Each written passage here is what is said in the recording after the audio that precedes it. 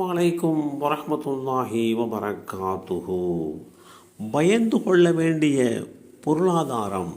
Abu சயீதில் குத்ரி ரலியல்லாஹு அன்ஹு அவர்கள் கூறினார்கள், அல்லாஹுடைய தூதர் ஸல்லல்லாஹு அலைஹி வஸல்லம் அவர்கள் மிம்பர் படியின் மீது நின்று, எனக்கு பின் உங்கள் விஷயத்தில் நான் பயப்படுவதெல்லாம் பூமியின் அருள் வளங்கள் உங்களுக்கு திறந்துவிடப்பட்டிருப்பதை பற்றித்தான் என்று கூறிவிட்டு உலகின் அழகையும் செழிப்பையும் அறிவித்தார்கள். அவற்றில் முதலில் ஒன்றை கூறி பிறகு மற்றொன்றை கூறுவதாக சொன்னார்கள். அப்போது ஒருவர் எழுந்து, அல்லாஹுடைய தூதர் அவர்களே, செல்வம் அதாவது பொருளாதாரம் நன்மை தீமையை கொண்டு வருமா? பொருளாதாரம் என்கின்ற நன்மை தீமையை கொண்டு வருமா என்று கேட்கிறார். அல்லாஹுடைய தூதர் ஸல்லல்லாஹு அலைஹி வஸல்லம் அவர்கள் அவருக்கு பதிலளிக்காமல் மௌனமாக இருந்தார்கள். இதை பார்த்த நாங்கள் அல்லாஹுடைய தூதர் அவர்களுக்கு வேத வெளிப்பாடு அருளப்படுகிறது என்று பேசிக்கொண்டோம்.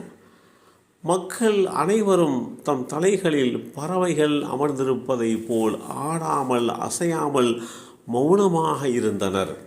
பிறகு அல்லாஹுடைய தூதர் ஸல்லல்லாஹு அலைஹி வஸல்லம் அவர்கள் தம் முகத்திலிருந்து வழிந்த வியர்வை துளிகளை துடைத்துவிட்டு, சற்று முன்பாக கேள்வி கேட்டவர் எங்கே?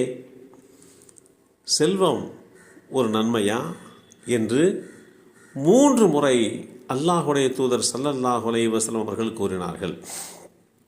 பிறகு உண்மையிலேயே நன்மையாக இருக்கும் ஒரு பொருள் நன்மையை தவிர வேறெதையும் கொண்டு வராதுதான்.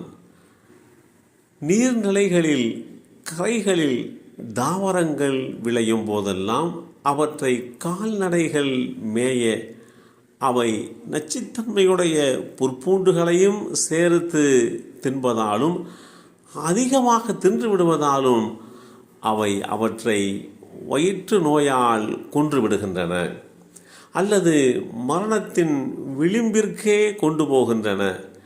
பசுமையான நல்ல வகை தாவரங்களை தாங்கும் அளவுக்கு உண்பவற்றை தவிர அவை அவற்றை வயிறு நிரம்ப உண்டு சூரியனை வெப்பத்திற்காக முன்னோக்கி நிற்கின்றன. பிறகு சாணம் போட்டு சிறுநீர் கழித்துவிட்டு செரிமானமானவுடன் மீண்டும் மேய்கின்றன. இவ்வாறு தான் இச்செல்வம், அதாவது இந்த பொருளாதாரம் பசுமையானதும் இனிமையானதுமாகும். அதை முறைப்படி அடைந்து அதை அல்லாஹுவின் பாதையிலேயும் அனாதைகளுக்காகவும் ஏழை எளியவர்களுக்காகவும் செலவிட்ட ஒருவருக்கு அச்செல்வம், அந்த பொருளாதாரம் சிறந்த தோழனாகும். அதை முறைப்படி அடையாதவன் உண்டும் வயிறு நிரம்பாதவனை போன்றவன் ஆவான். அந்த பொருளாதாரம் மறுமை நாளில் அவனுக்கு எதிராக சாட்சி அளிக்கும் என்று குறிப்பிட்ட இந்த செய்தி ஸஹீஹுல் புகாரியிலே 2842 என்ற எண்ணிலே பதிவு செய்யப்பட்டிருக்கிறது. மக்களே, அல்லாஹு தூயவன், தூய்மையானவற்றையே அவன் ஏற்றுக்கொள்கிறான்.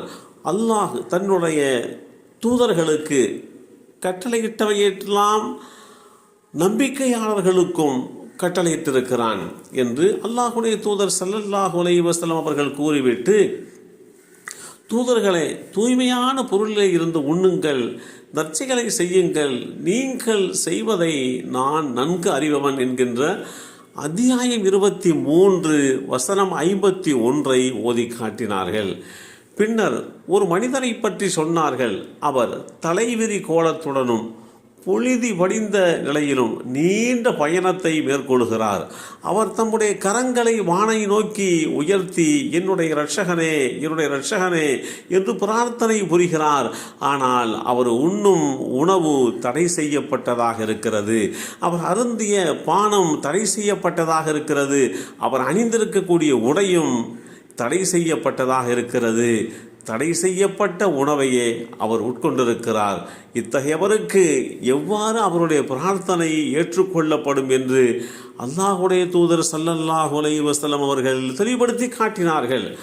ஆக ஒருவர் படைத்த இரட்சகனை பயந்த நிலையிலே அந்த பொருளாதார விஷயத்திலே நடந்து கொண்டு சம்பாதிக்கக்கூடிய முறையாக இருந்தாலும் சரி, கொடுக்கல் வாங்கலாக இருந்தாலும் சரி, அந்த பொருளாதாரத்திலே அந்த செல்வத்திலே அவர் பயபக்தியோடு நடந்து கொள்ள வேண்டும். அதுவே அவருக்கு ஏற்றம் தரக்கூடியது, நன்மை தரக்கூடியது.